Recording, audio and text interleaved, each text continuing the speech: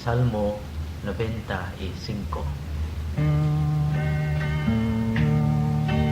Kung karon makadungog kamo sa iyang imo, ayaw patiga ang inyong mga kasing-kasing.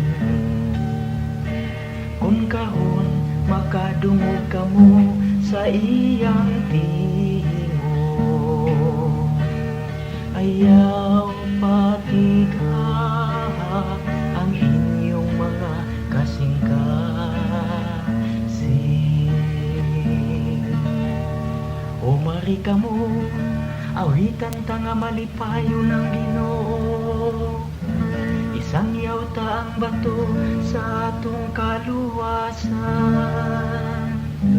Yukuan ta siya uban sa pasalamat, awitan ta siya nga malipayon og mga salmo.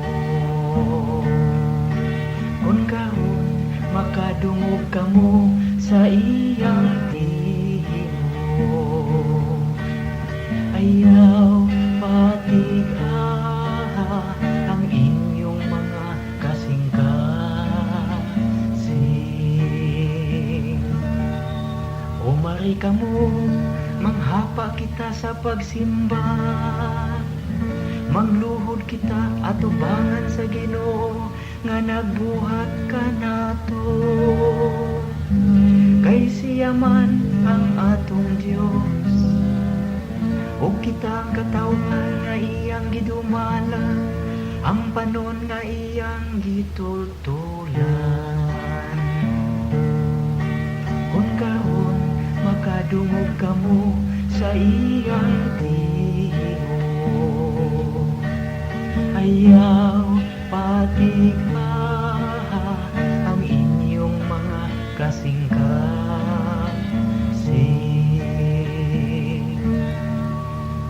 Hinaot unta nga karon mamati kamo sa iyang ingog, ayaw tig-a ang inyong mga kasing-kasing. Sama dito sa Meriba, sama sa adlaw ni Maso dito sa Kamingawan. Diin gisulayan ako sa inyong mga katigulangan, ila akong gisunta, bisan nakakita sila sa akong mga buhat.